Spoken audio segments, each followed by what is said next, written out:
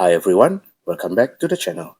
In this video, I'm going to show you how to reset Affinity back to its default settings. This can be really helpful if the tools aren't working properly, your app is acting weird, or the layout is all messed up and you just want a fresh start. Alright, let's get into it. If you have Affinity opened at the moment, make sure to close it.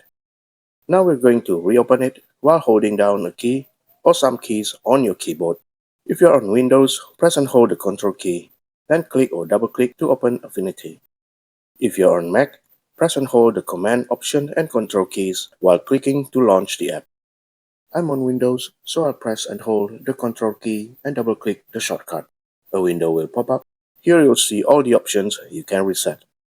You can clear user defaults, reset document and window states, reset panel layout, reset studio, reset recent documents, reset brushes, reset tool presets, and many more. Just be careful to double check everything before you reset. Once you've selected what you want to reset, click clear. Or if you want a complete fresh start, you can click here to select all and click clear right here. Affinity will then restart and everything will be back to default based on what you selected. And that's it. It's super quick and really useful.